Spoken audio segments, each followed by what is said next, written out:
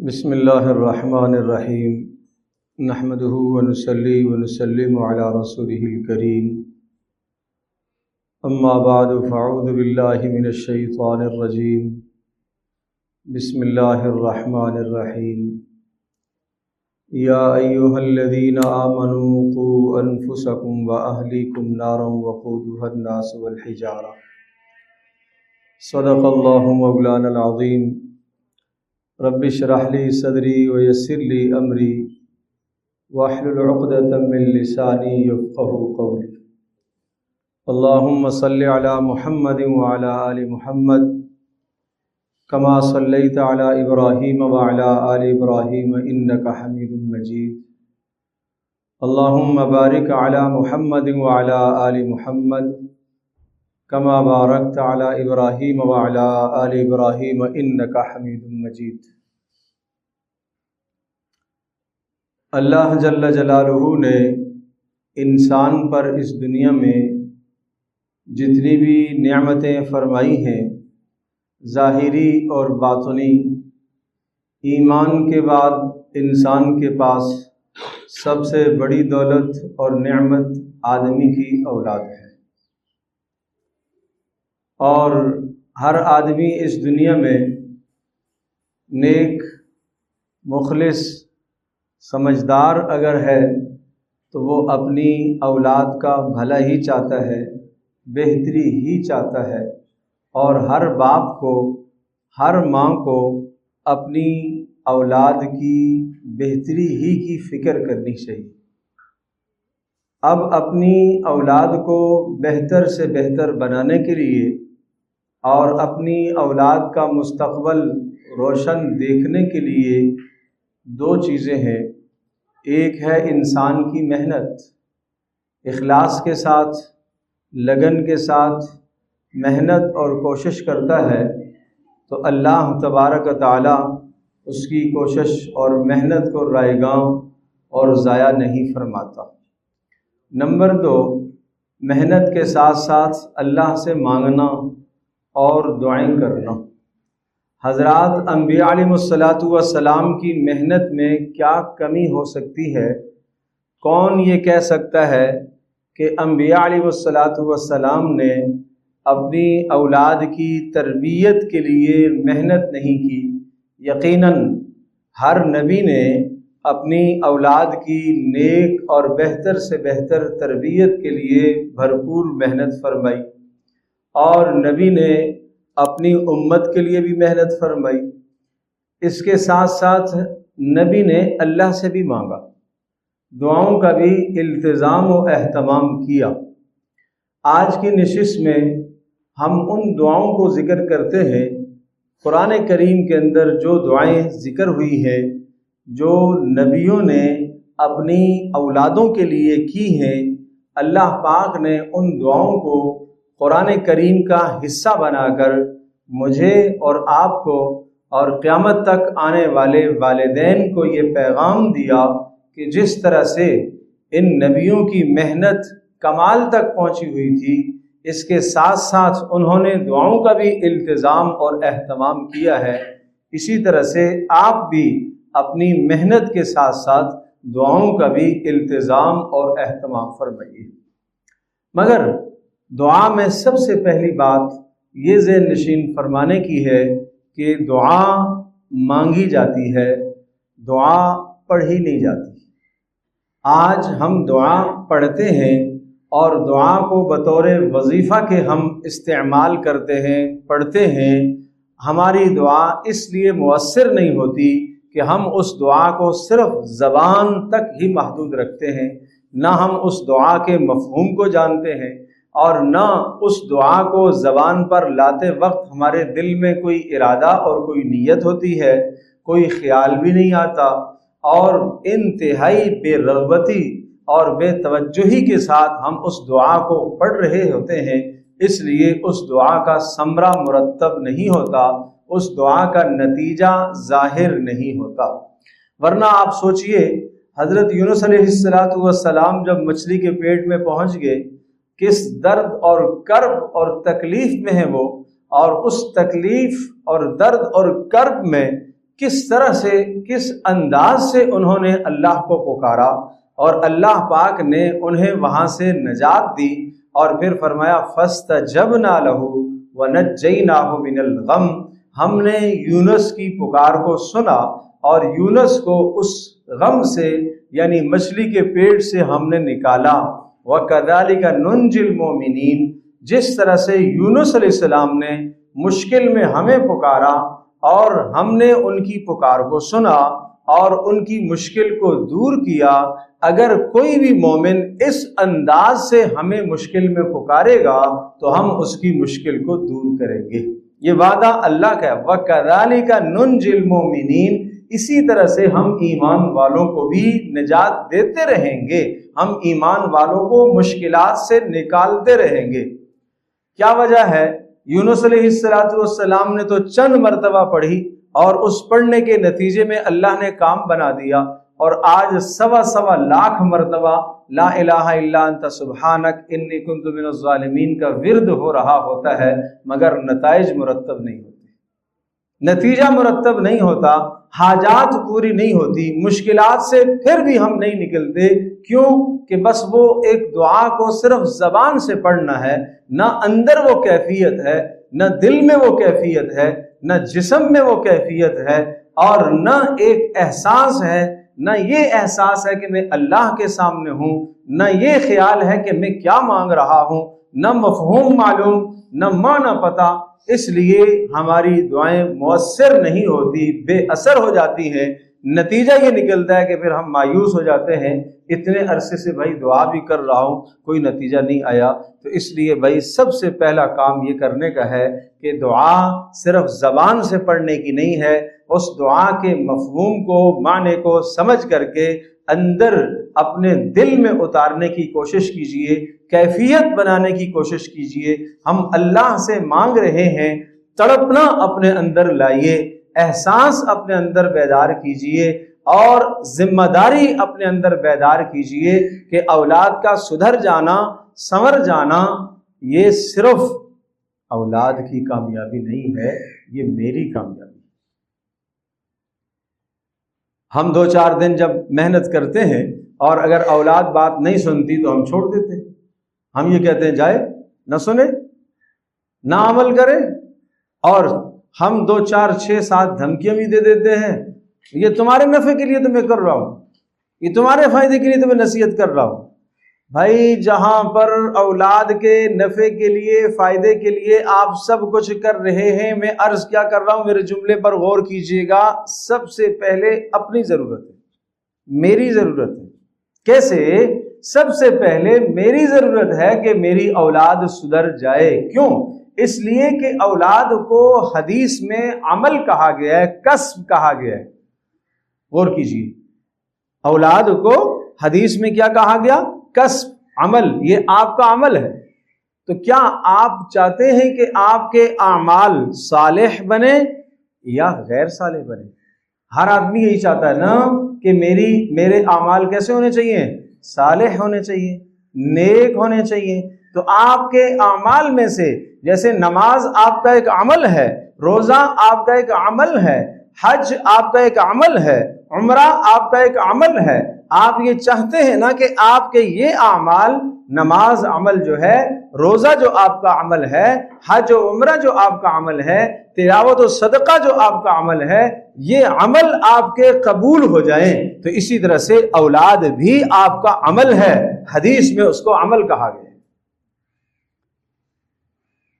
بات سمجھے بھائی؟ حدیث میں اس کو عمل کہا گیا ہے، تو جب عمل کہا گیا ہے تو آدمی کو کیا سوچنا چاہیے، کیا چاہنا چاہیے کہ میرا عمل درست ہو جائے۔ میں عرض کر رہا ہوں کہ اولاد کا صحیح ہو جانا، درست ہو جانا پہلے میری ضرورت ہے، بعد میں اس کی ضرورت ہے۔ اب سنیے، قیامت کے دن اعمال سامنے آئے، نماز آئی، روزہ آیا، حج آئے، زکوٰۃ، صدقہ، خیرات، یہ اعمال آئے، ان اعمال میں سے ایک عمل اولاد بھی ہے، باقی اعمال قبول ہو گئے، یہ عمل قبول نہیں، رد کر دیا گیا۔ قرآن کریم کے اندر بھی اللہ پاک نے حضرت نوح علیہ السلام کو بھی یہی فرمایا، انہ عمل غیر صالح، یہ غیر صالح عمل ہے، یہ غیر صالح عمل ہے آپ کا۔ इन्नहु अमलुन गैरु सालिह, वो जो बेटा था हजरत नूह अलैहिस्सलातु वस्सलाम का, जो नाफरमान हो गया और काफिरों के साथ हो गया, और फिर वो तूफान के अंदर वो भी डूबा और गर्क हो गया, फकान मिनल काफिरीन, वो भी काफिरों में हो गया, और मुगरकीन और हलाक शुदगान में उसका भी शुमार होने लगा। हजरत नूह अलैहिस्सलातु वस्सलाम ने अल्लाह से इल्तिजा की, ऐ अल्लाह तेरा तो वादा था कि तू मेरी अहल को नहीं हलाक करेगा और नहीं उसे पानी में डुबोएगा, ये मेरा बेटा तो मेरा अहल है, ये क्यों डूब गया? क़ाल या नूह इन्नहु लैसा मिन अहलिक, नूह ये आपकी अहल में से नहीं है, इन्नहु अमलुन गैरु सालिह, ये गैर सालिह अमल है, लिहाजा सवाल न करना आइंदा, खबरदार सवाल न करना। फला तसअलनी बिमा लैसा लक बिही इल्म इन्नी अइज़ुक, अल्लाह ने फरमाया मैं तुम्हें नसीहत करता हूँ कि दोबारा ये सवाल न कर। हज़रत नूह अलैहिस्सलातु वस्सलाम ने अल्लाह तबारक व तआला से इल्तिजा फरमाई, ऐ अल्लाह मुझे इल्म नहीं था, मैंने सवाल कर दिया, और ये सवाल भी किस बुनियाद पर था? शफकत की बुनियाद पर। बाप को अपनी औलाद पर शफकत तो है ही है, इस शफकत की बुनियाद पर सवाल फरमा दिया। अल्लाह पाक ने तंबीह फरमा दी और क़यामत तक आने वाले इंसानों को ये पैगाम दिया जा रहा है कि औलाद वो तुम्हारा अमल है, औलाद तुम्हारा अमल है। तो अब बात एक ये हो गई कि दुआओं को हमने सिर्फ ज़बान से नहीं कहना, अंदर उतारना है। नंबर 2, औलाद का सुधर जाना औलाद के लिए कामयाबी तो है ही है, अपने लिए भी कामयाबी है। औलाद की कामयाबी से पहले अपनी कामयाबी है कि मेरा अमल दुरुस्त हो जाए। नंबर 3, आपकी और मेरी जिम्मेदारी है कि औलाद पर मेहनत की जाए और आखिर दम तक मेहनत करते रहना चाहिए। किसी भी ज़माने में मेहनत से आदमी मायूस न हो जाए। के यहाँ तक बात चली गई कि अल्लाह ना करे वो कुफ्र को पहुँच जाए, काफिर हो जाए, फिर भी उसको इस्लाम में लाने की मेहनत करते रहना चाहिए। इसके लिए हज़रत याकूब अलैहिस्सलातु वस्सलाम का उस्वा कुरान करीम जिक्र करता है कि बेटे जो है नाफरमान तो हो गए, काफिर तो नहीं थे, नाफरमान थे, मगर सारी जिंदगी मेहनत। मैं तो कभी कभी अर्ज किया करता हूँ, अगर ये बात आपके दिल दिमाग में अच्छी तरह से आ जाए और बैठ जाए, अल्लाह करे, या अल्लाह तूने याकूब अलैहिस्सलातु वस्सलाम के इस किस्से और वाक़े को क्यों जिक्र फरमाया?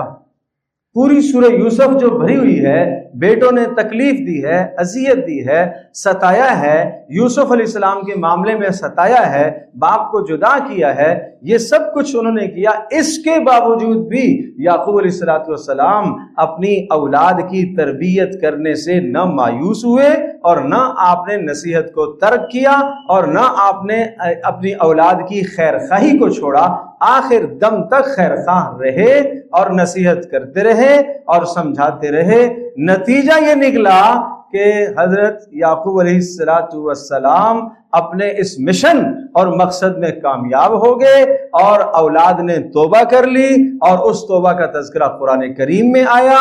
और फिर अजीब बात कि आखिरी वक्त याकूब अलैहिस्सलातु वस्सलाम के फिर सब अपनी औलाद को जमा करके ये पूछा, मा ताअबुदून मिन बादी, मुझे बताओ तुम मेरे जाने के बाद किसकी बंदगी करोगे, किसके राह पर चलोगे? क़ालू नअबुदु, चूंकि इस्लाह हो चुकी, तौबा कर चुके, ताइब हो चुके, अल्लाह की तरफ रुजू कर चुके, सब ने बैक ज़बान ये कहा कि हम सिर्फ और सिर्फ उस अल्लाह वहदहु ला शरीक, जो हमारा भी रब, आपका भी रब, इब्राहिम अलैहिस्सलाम का भी, इस्माइल अलैहिस्सलाम का भी, इसहाक अलैहिस्सलाम का भी, हमारे आबा व अजदाद का जो रब अल्लाह वहदहु ला शरीक है, हम उसी की बंदगी करेंगे। उसकी बंदगी से एक जर्रा भी हम दाएं बाएं नहीं होंगे। अब याकूब अलैहिस्सलाम मुतमईन हो गए कि जनाब अब मुझे करार हासिल हो गया। एक बाप जाते जाते किस कदर औलाद के बारे में फिक्रमंद, किस कदर फिक्रमंद है कि न जाने मेरी औलाद का क्या बनेगा। आज हम ये फिक्रमंदी तो करते हैं, न जाने जनाब मेरी औलाद का घर नहीं है, पता नहीं क्या होगा, जनाब उसकी जनाब कोई कारोबार नहीं है, पता नहीं क्या होगा, ये नहीं है, पता नहीं। लेकिन कभी ये सोचा कि मेरी औलाद के दीन का क्या बनेगा? ये नबियों की उसवा हसना है। اور پھر سنو، حضرت زکریا علیہ السلام اللہ پاک سے جب اولاد مانگ رہے ہیں تو اولاد مانگتے وقت کیا جذبہ ہونا چاہیے، وہ جذبہ سنو۔ فَهَبْ لِي مِن لَّدُنْكَ وَلِيًّا، اے اللہ مجھے بیٹا عطا فرما، یرثنی ویرث من آل یعقوب، اے اللہ تاکہ میرے دین کا وارث بنے، جو پیغام میں نے لوگوں کو سنائے ہیں دیے ہیں تاکہ اس دین کا وارث بنے، اور حضرت یعقوب علیہ السلام کے خاندان کی دینی تربیت کرے، اے اللہ اس لیے بیٹا چاہیے۔ تو اولاد کے حصول کا مقصد بھی سمجھایا، اولاد مانگنے کا مقصد بھی سمجھایا۔ کیا جب بیٹا پیدا ہو جائے اور اس کا مقصد یہ ہے، یہ مقصد اللہ کے سامنے ذکر کیا کہ تاکہ جناب یہ خاندان کی دینی رہنمائی کرے، تو کیا اس بیٹے سے کوئی دنیاوی فائدہ نہیں لیا جا سکتا؟ لیا جا سکتا ہے، مگر نیت تو بڑی رکھو، نیت تو بلند کرو۔ اچھا، زکریا علیہ السلام کی دعا، اب یہ ہمارے لیے ایک سبق ہے۔ پہلی دعا جو میں ذکر کرنے لگا ہوں، ایک پیپر جس میں ذکر کرنے لگا ہوں، رب حب لی من لدنک ذریۃ طیبہ، رب حب لی من لدنک ذریۃ طیبہ، اے اللہ، پہلا لفظ غور کیجئے، حب، حب لی، اعطینی نہیں کہا، دینے کے لیے عربی زبان میں کئی الفاظ استعمال ہوتے ہیں۔ عطا، اے اللہ، جیسے ہم اردو میں کہتے ہیں اے اللہ اولاد عطا فرما، طا کے ساتھ عطا فرما، یہ لفظ نہیں کہا۔ حب لی، ہبہ، ہبہ اس چیز کو کہتے ہیں جو بغیر کسی استحقاق کے ملتا ہے۔ آدمی مستحق نہیں ہے، میں اس کا مستحق نہیں ہوں۔ ایک یہ ہے کہ آپ ایک آدمی سے اپنی تنخواہ، مجھے تنخواہ دے دو بھائی تنخواہ آپ نے مزدوری کی ہے، آپ نے ملازمت کی ہے، آپ نے محنت کی ہے، اس کا عوض آپ کو مل رہا ہے۔ لیکن اولاد جو اللہ تبارک و تعالیٰ آپ کو دے رہا ہے وہ 100% اللہ کا فضل ہے، 100% اللہ کی عنایت ہے۔ اس لیے اس کے لیے لفظ جو استعمال فرمایا، حب لی ہبہ، اے اللہ مجھے اولاد ہبہ عطا فرما۔ تو ہبہ کہتے ہیں جو بغیر کسی عوض کے اور بغیر کسی استحقاق کے ملے۔ اے اللہ یہ سب تیرا فضل ہے، میرا کچھ نہیں ہے، یہ سب تیرا فضل ہے۔ حب لی من لدنک ذریۃ طیبہ، اپنی جانب سے اللہ ذریۃ طیبہ، پاکیزہ اولاد عطا فرما۔ پاکیزہ اولاد کس نے مانگی؟ زکریا علیہ السلام نے۔ اور پاکیزہ اولاد وہ ہوتی ہے کہ جہاں جہاں وہ قدم رکھے خیر ہی خیریں پھیلے، خیر وجود میں آئیں، یہ ہے پاکیزہ اولاد۔ جہاں وہ قدم رکھے وہاں خیر وجود میں آئیں، یہ نہیں کہ جہاں گیا آگ لگاتا گیا، جہاں گئی آگ لگاتی چلی جائے، خاندانوں کے خاندان اجاڑ دیے، خاندانوں کے خاندان بکھیر دیے اور افراد کے درمیان میں نفرتیں ڈال دی۔ یہ اولاد طیبہ نہیں ہے، یہ ذریت طیبہ، یہ نیک اولاد نہیں ہے، یہ بد اولاد ہے۔ تو زکریا علیہ السلام کیا کہہ رہے ہیں؟ اے اللہ رب حب لی من لدنک ذریۃ طیبہ، پاکیزہ اولاد عطا فرما۔ لہٰذا آج کے دور میں اگر ایک آدمی اللہ سے اولاد مانگتا ہے تو یہ کہے کہ اے اللہ مجھے اولاد عطا فرما، نہ، اے اللہ مجھے پاکیزہ اولاد عطا فرما۔ صرف اولاد کا لفظ نہ کہے، اے اللہ مجھے پاکیزہ نیک صالح اولاد عطا فرما، پاکیزہ اولاد عطا فرما۔ غرض کیا ہے؟ یرثنی ویرث من آل یعقوب، تاکہ میرے دین کی، میرے خاندان کی دینی ترجمانی کرنے والی اولاد ہو۔ یہ ہے غرض اولاد، باقی اس کے بعد دنیا کے منافع بھی انسان لے سکتا ہے۔ تو یہ پہلی دعا ہے جو حضرت زکریا علیہ السلام کی دعا میں نے آپ کے سامنے ذکر کی ہے، اور اسی طرح سے دعا مانگنی چاہیے۔ اور پھر عرض کیا کہ اس کو آدمی اپنے اندر اتارے، رب حب لی من لدنک ذریۃ طیبہ۔ اچھا، پھر اللہ سے مایوسی نہیں ہے۔ زکریا علیہ السلام مانگتے مانگتے مانگتے بڑھاپا آ گیا، اور پھر ایک دن یہ کہہ دیا، اے اللہ رب انی وہن العظم، اے اللہ ہڈیاں کمزور ہو گئی، واشتعل الرأس شیبہ، سر میں بڑھاپا آ گیا، بال سفید ہو گئی، ولم اکن بدعائک رب شقیہ، اے اللہ اب بھی میں مایوس نہیں ہوں، تو میری دعا ضرور قبول کرے گا۔ وامراتی عاقر، بیوی بھی بوڑھی ہو گئی، وہ بھی بانجھ ہو گئی، مگر اس حال میں بھی آخر دم تک، آخر وقت تک اللہ ہی سے مانگنا ہے نا، کوئی اور تو ہے نہیں دینے والا، کوئی اور تو ہے نہیں دینے والا۔ تو اے اللہ اب اسباب تو ختم ہو گئے، جو اولاد کے اسباب ہوتے ہیں یا اللہ وہ تو ختم ہو گئے، مگر تو بلا اسباب بھی دینے کی قدرت رکھتا ہے۔ تو نے آدم علیہ السلام کو تو بغیر سبب کے پیدا فرمایا نا، اللہ اکبر۔ تو نے عیسیٰ علیہ السلام کو تو بغیر باپ کے پیدا فرمایا، تیرے لیے کیا مشکل؟ تو پھر اللہ پاک کی طرف سے خوشخبری آئی، یا زکریا انا نبشرک بغلام اسمہ یحییٰ لم نجعل لہ من قبل سمیہ۔ اے زکریا سن لے، اب خوشخبری سن لے، ایسا خوبصورت بچہ ہم آپ کو دینے والے ہیں جس کا نام بھی ہم نے خود یحییٰ رکھا ہے۔ نمبر 1 وہ سردار ہوگا اپنی قوم کا، نمبر 2 حصور پاک دامن ہوگا، نمبر 3 نبی ہوگا، نمبر 4 نیکوکار ہوگا۔ سبحان اللہ، یہ ان دعاؤں کی برکتیں ہیں، یہ ان دعاؤں کی برکتیں ہیں۔ اللہ کے سامنے تڑپنا، اللہ کے سامنے زاری کرنا، اللہ کے سامنے گڑ گڑانا، یہ اس کے اثرات۔ اب دوسری دعا، جب اولاد اللہ تبارک تعالیٰ عطا کر دیتا ہے، اب اس اولاد کی ایمان کی حفاظت، اولاد کے ایمان کی حفاظت، جان کی حفاظت، مال کی حفاظت۔ ہم صرف جان کی حفاظت جانتے ہیں، کیا مائیں بہنیں آج جب اپنے بچوں کو صبح سویرے رخصت کرتی ہیں یہ دعائیں دیتی ہوں گی، اللہ بیٹا آپ کی حفاظت فرمائے۔ گاڑی پر بٹھاتے وقت، موٹر سائیکل پر سوار ہوتے وقت آپ دعاؤں کی تلقین کرتی ہوں گی، آپ یہ کہتی ہوں گی بیٹا اللہ جا، اللہ تیری حفاظت فرمائے، جا اللہ تجھے کامیاب کرے، جا اللہ پاک جناب تیرے لیے روزی کے راستے کھولے۔ کبھی یہ بھی دعا کی جا بیٹا اللہ تیرے ایمان کی بھی حفاظت فرمائے؟ کتنی زیادہ ضرورت ہے، کتنی زیادہ ضرورت ہے، کتنی زیادہ ضرورت ہے، ایمان کا تحفظ کتنی ضرورت ہے۔ اب سنیے، ابراہیم علیہ السلام اللہ کے جلیل القدر پیغمبر ہیں۔ ابراہیم علیہ السلام کی اولاد میں حضرت اسماعیل علیہ السلام ہیں، حضرت اسحاق علیہ السلام ہیں، اسحاق علیہ السلام کی اولاد میں حضرت یعقوب ہیں، پھر یعقوب علیہ السلام کی اولاد میں نبیوں میں یوسف علیہ السلام ہیں۔ آپ تصور کرو کہ ابراہیم علیہ السلام کا خاندان کیسا ہے، کتنا بلند ہے، مگر کیا دعا کر رہے ہیں؟ رب اجعل ھذا البلد آمنا، اے اللہ جہاں میں نے اولاد کو بسایا ہے سب سے پہلے اے اللہ اس جگہ کو امن والا بنا دے۔ آپ نے بچے کو گھر بنا کر دیا، آپ نے جناب اپنے گھر میں اس کو بسایا، کہیں بھی بسایا، آپ یہ دعا کریں اور یہ نیت کر کے کریں کہ اے اللہ میرے بچے کو امن عطا فرما، ہے جان کا امن، مال کا امن، جان کا تحفظ، مال کا تحفظ، جان کی سلامتی، مال کی سلامتی، یہ ہے رب اجعل ھذا البلد آمنا۔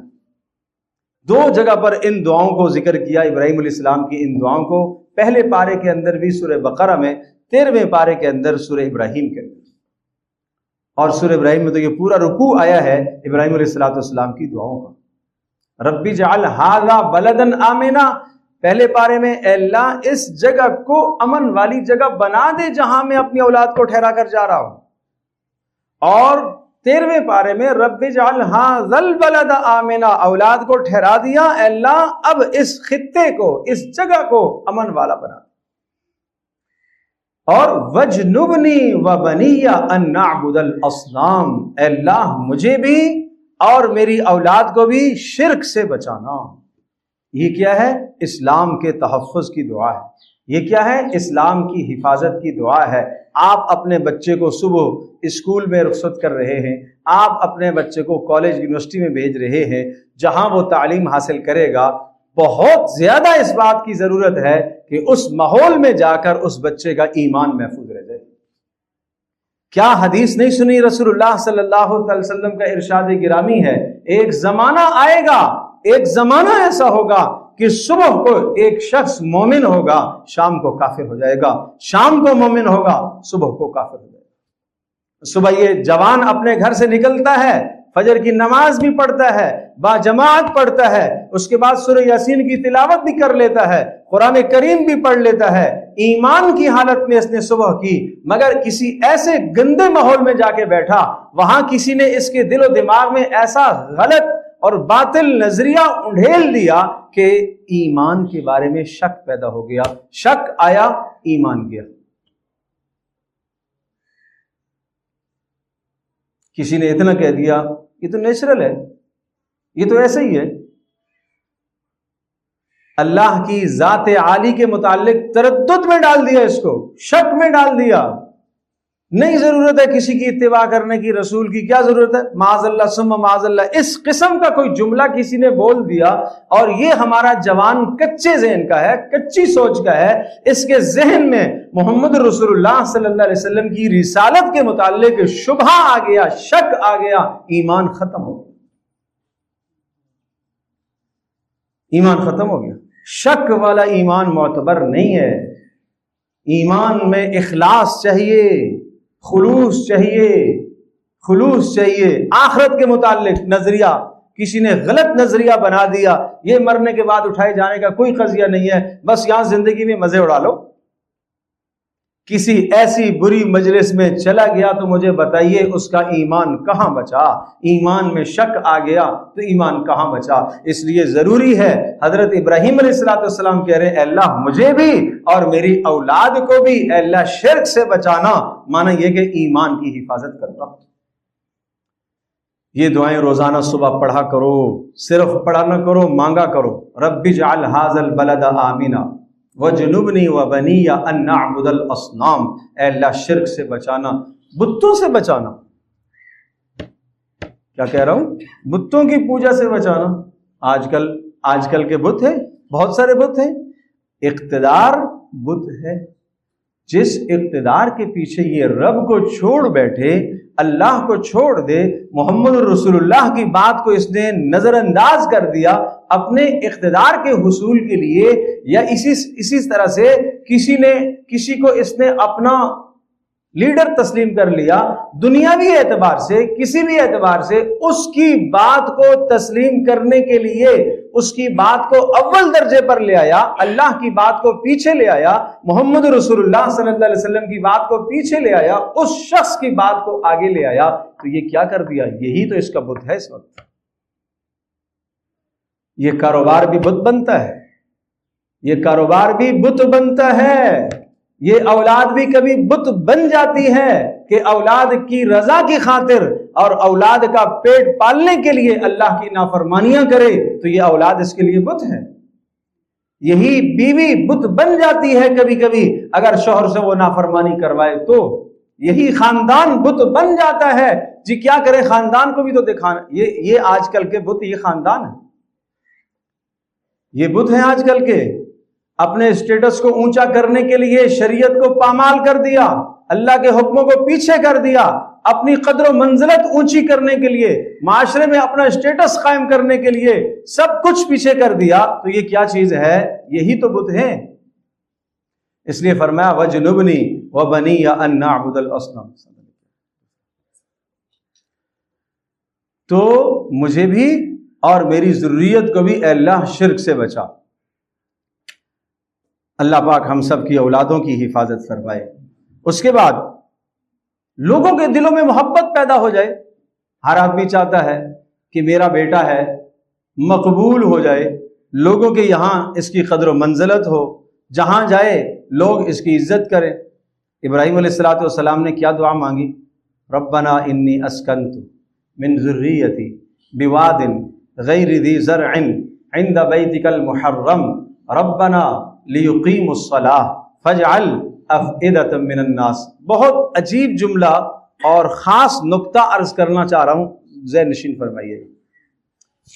لوگوں کے دلوں میں اے اللہ اس کی محبت ڈال دے، لوگوں کے دلوں میں اس کی محبت ڈال دے۔ کس لیے؟ اگر مقصود یہ ہے کہ اس محبت کے ذریعے سے تاکہ یہ لوگوں میں اللہ کا پیغام سنا سکے، یہ بلند مقصد ہے، اس مقصد کے لیے آپ یہ دعا کر سکتے ہیں۔ صرف دنیا طلبی کے لیے نہ۔ ابراہیم السلام کیا کہہ رہے ہیں؟ اے اللہ میں نے اپنے بچے کو بیت اللہ کے پاس جو وادی غیر ذی زرع ہے، جہاں کھانے کا انتظام نہیں ہے، پینے کا انتظام نہیں ہے، کھیتی باڑی نہیں ہے، کچھ بھی یہاں پر نہیں ہے، مگر تیرا حکم تھا، اس حکم کو میں نے پورا کیا۔ ایک طرف تیرا حکم ہے، عقل کا تقاضا تو یہ ہے کہ یہاں بچے کو چھوڑنا اور بیوی کو چھوڑنا ہلاکت ہے، اس لیے کہ جناب چاروں طرف سنگلاخ پہاڑیاں ہیں، یہاں رہنے کا کوئی سامان نہیں ہے، کوئی قافلہ یہاں سے نہیں گزرتا، کوئی آبادی یہاں پر نہیں ہے، کوئی کھیتی نہیں ہے۔ چلو کھیتی باڑی، پھل فروٹ سبزی کوئی ہو تو ٹھیک ہے، کھانا نہیں ملے گا تو پھل فروٹ کھا لیں گے، مگر وہاں تو یہ شے بھی نہیں ہے، وہاں تو یہ بھی نہیں ہے۔ تو عقل کا تقاضا یہ ہے کہ یہاں چھوڑنا کیا ہے؟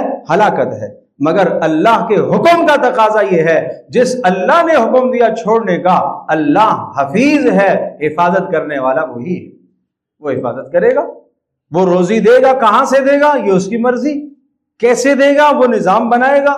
ہم اللہ کو مشورے کیوں دیتے ہیں؟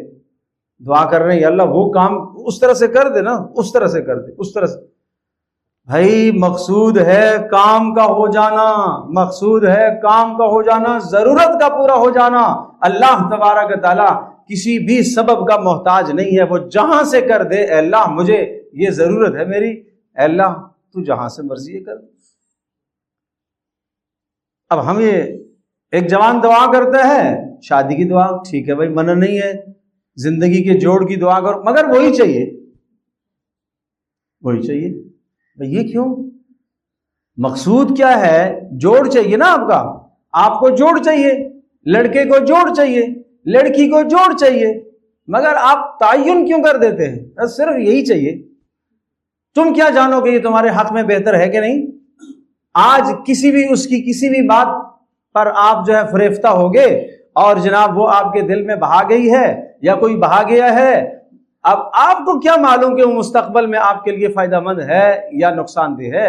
آپ اللہ سے یہ مانگیں، اے اللہ جو میرے حق میں بہتر ہو وہ عطا فرما، جو میرے حق میں بہتر ہو۔ میں تو بہت نادان ہوں، میں تو بہت ناقص ہوں، مجھے کچھ بھی نہیں پتا، میں تو اپنے بارے میں نہیں جانتا کہ شام میرے ساتھ کیا ہوگا، اگلے گھنٹے میں میرے ساتھ کیا ہونے والا ہے، مجھے تو کوئی نہیں معلوم۔ میں پوری زندگی کا فیصلہ کیسے کر سکتا ہوں؟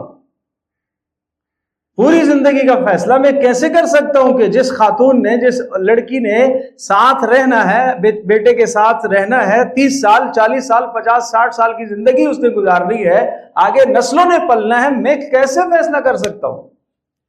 اسی لیے کہتے ہیں استخارہ، اسی لیے کہتے ہیں استخارہ۔ استخارہ کا معنی اللہ سے خیر طلب کرنا، اللہ سے خیر طلب کرنا۔ یہ نکلوانا پتہ نہیں کہاں سے آ گیا، استخارہ نکلوانا، یہ پتہ نہیں کہاں سے نکل آئی یہ باتیں۔ اللہ کے بندو اللہ سے خیر مانگو، ضرورت آپ کی ہے، جس شخص کی ضرورت ہے ضرورت اس کی ہے، وہ اللہ سے خیر طلب کرے، خیر مانگے، خیر مانگے۔ بیمار وہ ہے، دوا دوسرا کھائے گا تو کیسے شفا ہوگی؟ کیسے شفا ہوگی دوسرا دوا کھائے گا تو؟ اس لیے عرض یہ کر رہا تھا کہ کیا دعا فرمائی؟ لیقیموا الصلاۃ، اے اللہ لوگوں کے دلوں کو ان کی طرف مائل کر دے، پھیر دے، لوگوں کے دلوں میں ان کی محبت ڈال دے۔ لیقیموا الصلاۃ، تاکہ اے اللہ یہ اقامت صلاۃ کا کام کر سکیں، دین کو پھیلا سکیں، تاکہ لوگوں کو نمازی بنا سکیں، لوگوں کو نمازی بنا سکیں۔ فَاجْعَلْ أَفْئِدَةً مِّنَ النَّاسِ تَهْوِي إِلَيْهِمْ، پھر رزق کی دعا، وَارْزُقْهُم مِّنَ الثَّمَرَاتِ، اے اللہ قسمہ قسم کے ان کو رزق عطا فرما، قسمہ قسم کے رزق عطا فرما، لَعَلَّهُمْ يَشْكُرُونَ، تاکہ یہ شکر کرے۔ پتہ یہ چلا کہ جب نعمت مل جائے تو شکر کرنا لازم اور واجب ہے۔ نعمت کے پہلے صلاۃ حاجت بھی پڑھی ہے، دعا بھی کی ہے، دعا کرائی بھی ہے، ماں سے بھی دعا کرائی، باپ سے بھی دعا کرائی، بہن سے بھی، بھائی سے بھی، مولوی صاحب سے بھی دعا کرائی ہے، سب سے کروائی ہے۔ پاس ہو جانے کے بعد شکرانے کے نفل بھی پڑھے، شادی ہو جانے کے بعد شکرانے کے نفل بھی پڑھے، کاروبار کے لگ جانے کے بعد شکرانے کے نفل بھی ادا کیے، کام کے ہو جانے کے بعد شکرانے کے نفل بھی پڑھے، وہ پھر آدمی بھول جاتا ہے، پھر آدمی بھول جاتا ہے۔ اس لیے بڑے خطرے کی بات ہے کہ جب انسان کو مشکل پیش آئے، بھاگے اللہ کی طرف، اور ضرورت جب پوری ہو جائے تو پھر اللہ کی طرف نہ پلٹے، یہ مشرکین کا شیوا تھا۔ فرمایا وَإِذَا مَسَّ الْإِنسَانَ ضُرٌّ دَعَانَا، جب تکلیف پہنچی ہے تو ہمیں ہی پکارتا ہے، اور جب تکلیف ہم نے دور کر دی تو ایسا ہو گیا گویا کہ اس نے کبھی ہمیں پکارا ہی نہیں، جیسا کہ اس کو کوئی تکلیف پہنچی نہیں۔ تو اس لیے حضرت ابراہیم علیہ السلام جو دعا مانگ رہے ہیں، اس دعا کو اپنی دعا کا حصہ بنائیں، اپنی دعاؤں میں سے شامل کریں۔ پھر اس کے بعد آپ دیکھیے کہ کتنا بڑا اہم عمل ہے نماز۔ رب اجعلنی مقیم الصلاۃ کس کی دعا ہے؟ ابراہیم علیہ السلام۔ اے اللہ مجھے اور میری اولاد کو نماز کا پابند بنا۔ یہ کیوں نماز کی پابندی کی دعا کی ہے؟ اے اللہ مجھے بھی اور میری اولاد کو بھی نماز کا پابند بنا، اس لیے کہ نماز وہ اہم امر ہے، اگر وہ درست ہو جائے تو سارے کام درست ہو جائیں گے۔ نماز اچھی ہو جائے، اخلاق بھی۔ مگر ہوتا یہ ہے کہ نماز جب انسان پڑھتا ہے تو ایک روایت میں آتا ہے کہ کسی شخص کی نماز کا 9واں حصہ قبول ہوتا ہے، صرف 10 میں سے 1 حصہ قبول ہوتا ہے، کسی کے 2 حصے، کسی کے 3 حصے، کسی کے 4 حصے، کسی کی آدھی نماز، کسی کی جناب تہائی نماز، کسی کی مقرب، جو اللہ کے ہاں اس کی پوری نماز قبول ہو جاتی ہے۔ یہ نماز تو وہ اہم عمل ہے جو روزانہ 5 مرتبہ کروایا گیا ہے، 5 مرتبہ، کسی بھی حال میں معاف نہیں ہے۔ کھڑے ہو کے نہیں پڑھ سکتے تو بیٹھ کے پڑھ لے، بیٹھ کے نہیں پڑھ سکتے تو لیٹ کر پڑھ لے، لیٹ کر نہیں پڑھ سکتے تو اشارے سے پڑھ لے، وضو اگر نہیں کر سکتے ہو تو تیمم کر لو، سفر کے اندر ہو 4 نہیں پڑھ سکتے ہو تو 2 پڑھ لو، خلاصی نہیں ہے۔ جب تک جان میں جان ہے خلاصی نہیں ہے، جب تک ہوش و حواس بحال ہیں خلاصی نہیں ہے۔ کیوں؟ یہ اس لیے کہ انسان کا بننا اور بگڑنا اس کا تعلق نماز کے ساتھ ہے۔ ان الصلاۃ تنہا عن الفحشاء والمنکر، اگر آپ کا بیٹا نافرمان ہو گیا اس کی نماز درست کرو، نماز پر محنت کرو، نماز پر محنت کرو، اس لیے کہ قرآن صاف اعلان کر رہا ہے کہ بے شک نماز تمہیں بے حیائی سے اور ہر ناشائستہ حرکت سے، نامناسب حرکت سے تمہیں نماز ہی روکے گی۔ ان الصلاۃ تنہا عن الفحشاء والمنکر۔ اور حضرت عمران بن حسین رضی اللہ تعالیٰ عنہ ایک صحابی ہیں، وہ روایت نقل فرماتے ہیں من لم تنتہی صلاته عن الفحشاء والمنکر فلا صلاۃ لہ، جس شخص کی نماز اس کو بے حیائی سے اور ناشائستہ باتوں سے نہ روکے اس کی نماز ہی نہیں ہے، نماز کا کوئی اعتبار نہیں۔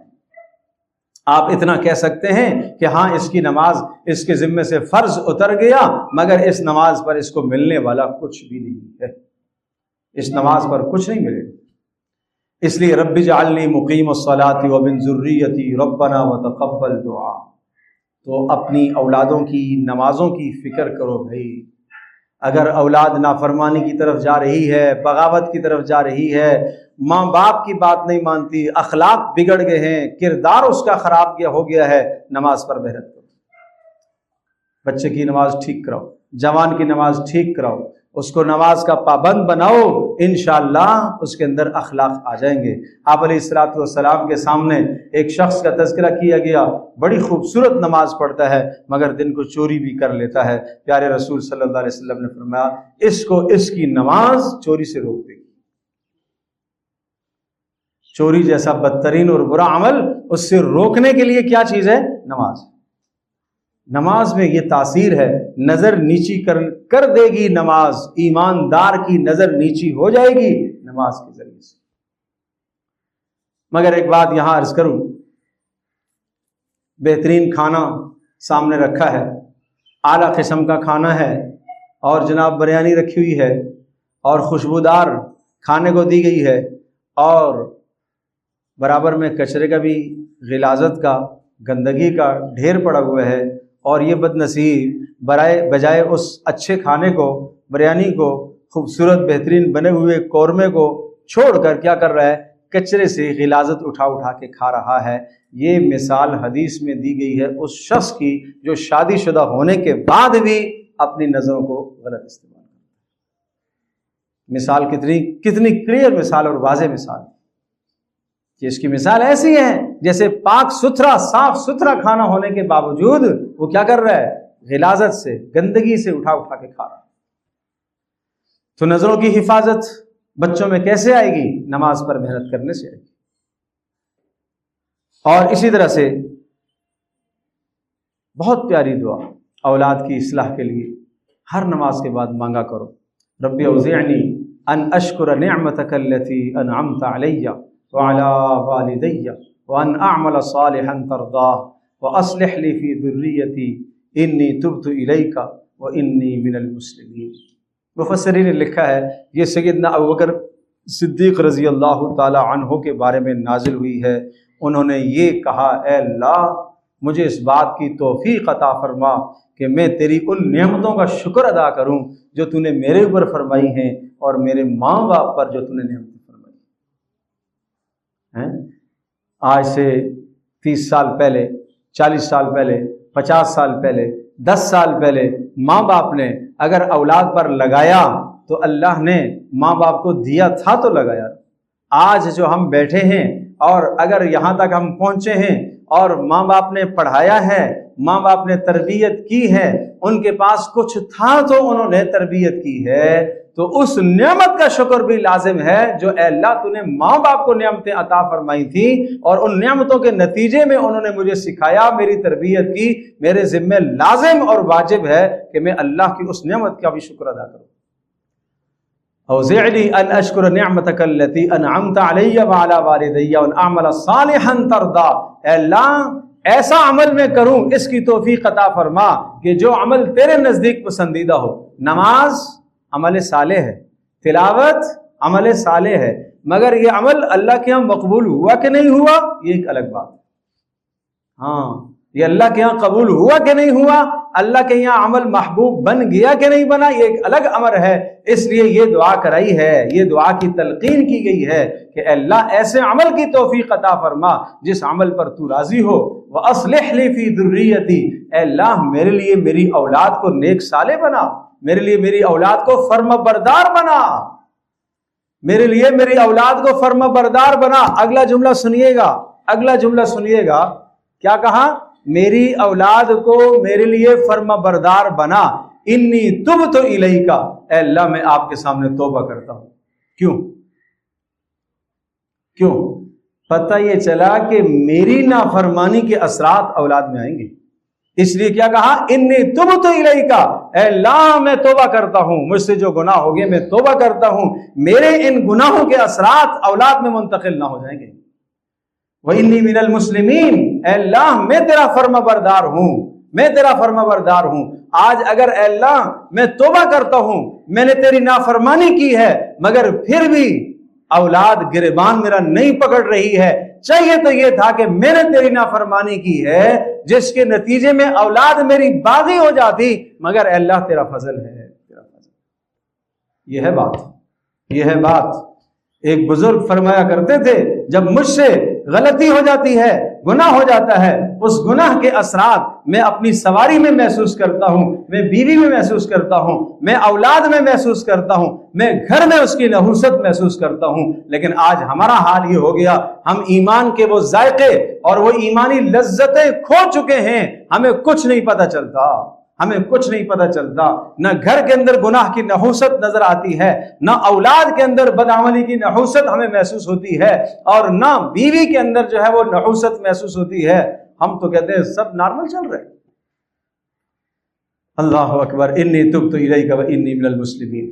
آخری دعا، یہ دعا بھی مانگا کریں، سورہ فرقان 19واں پارہ، اس پارے اس سورت کے اندر سورہ فرقان میں ایک رکوع آخر میں اللہ کے مقرب بندوں کا ہے، جس میں اللہ نے اپنے مقرب بندوں کی 13 خوبیاں ذکر فرمائی۔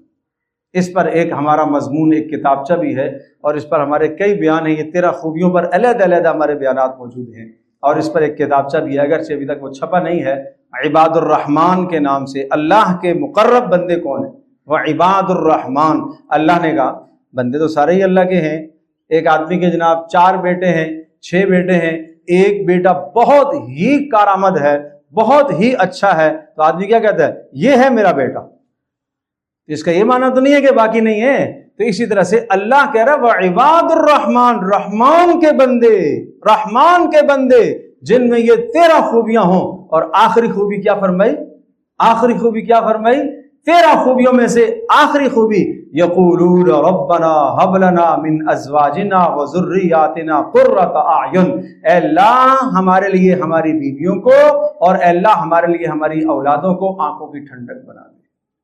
وجعلنا للمتقین اماما، اے اللہ نیک لوگوں کا سردار اور پیشوا بنا. نیک لوگوں کا سردار کون بنے گا؟ جو نیک ہوگا. ڈاکوؤں کا سردار، بڑا جو ڈاکو ہوگا نا وہی ڈاکوؤں کا سردار بنے گا. ایک اناڑی کو ڈاکو تو سردار نہیں بنائیں گے بھائی. تو نیک لوگوں کا پیشوا کون ہوگا؟ جو خود نیک ہوگا وہ نیک لوگوں کا پیشوا ہوگا. نیک لوگوں کی قیادت اس کے پاس ہوگی، نیک لوگوں کی سرداری اور سیادت اس کے پاس ہوگی. تو یہ دعا بھی مانگا کرے. یقولون ربنا هب لنا من ازواجنا وذریاتنا قرۃ اعین وجعلنا للمتقین اماما اولئک یجزون الغرفۃ بما صبروا. جن لوگوں میں یہ 13 صفات ہیں اور جن میں سے ایک صفت کی وہ اپنی اولاد کے لیے دعائیں کرتے ہیں، فرمایا ان کو اللہ پاک جنت کے بالا خانے عطا کرے گا. وَيُلَقَّوْنَ فِيهَا تَحِيَّةً وَسَلَامًا، اور سامنے اولادیں آ جائیں گی اور سامنے ان کی ذریت اور نسل آئے گی اور سلامتی کے کلام ایک دوسرے کے پیش کریں گے. ورنہ جس کی اولاد نافرمان ہو جائے گی اور وہ قیامت کے دن اولاد سامنے آئے گی فَبِئْسَ الْقَرِينُ، آدمی کہے گا پیچھے ہٹ جا، مجھے شکل نہیں دکھانا. اللہ اکبر، اللہ اکبر. خالدین فیہا حسنت مستقرا ومقاما قل ما یعبأ بکم ربی لولا دعاؤکم. کہا اگر تمہاری دعائیں نہ ہوں تو اللہ تمہیں ہلاک کر دیتا. تمہاری دعاؤں کی بدولت تو اللہ پاک نے تمہیں محفوظ رکھا ہوا ہے. یہ دعا اتنی بڑی تاثیر ہے، اتنی بڑا اثر ہے. تو اولادوں کے سدھارنے کے لیے دعا بہت بڑا عمل ہے. اور اس کے لیے ایک آخری بات کہوں، آپ مجھ سے کہیں گے مولوی صاحب ہمارے بچوں کے لیے دعا ضرور کروں گا، آپ کے بچوں کے لیے، اپنے بچوں کے لیے، سب کے لیے کروں گا. مگر آپ اپنے بیٹے کے لیے دعا کریں گے، آپ کی دعا آپ کے بیٹے کے حق میں قبولیت کی مہر ہے رسول اللہ صلی اللہ علیہ وسلم کی زبان نبوت سے کہ باپ کی دعا اولاد کے حق میں رد نہیں ہوتی. باپ کی دعا اولاد کے حق میں رد نہیں ہوتی، والدین کی دعا اولاد کے حق میں رد نہیں ہوتی.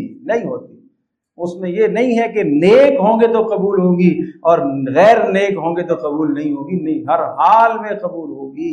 اس لیے فرمایا ماؤں کو خاص طور پر تاکید کرتا ہوں، اپنی اولادوں کو مت کوسا کرو، مت بد دعا دیا کرو. ذرا سی بات کر بد دعا مت دیا کرو، ناشکری مت کیا کرو. کہیں ایسا نہ ہو، حدیث میں ہے قبولیت کا وقت ہو اور وہ تمہارے منہ سے نکلا ہوا جملہ اولاد کے لیے بد دعا بن جائے،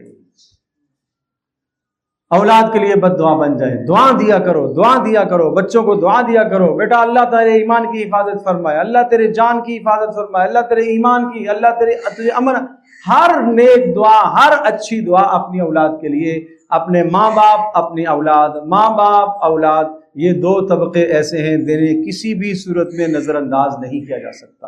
یہ جو ربنا اغفر لی ولوالدی وللمؤمنین یوم یقوم الحساب، اس دعا میں اولاد کے لیے بھی ہے اور ماں باپ کے لیے بھی ہے. اور ماں باپ کے لیے بھی رب ارحمہما کما ربیانی صغیرا، اس دعا کا بھی اہتمام کیا کریں. اللہ پاک مجھے بھی، آپ کو، ہم سب کو عمل کی توفیق عطا فرمائے.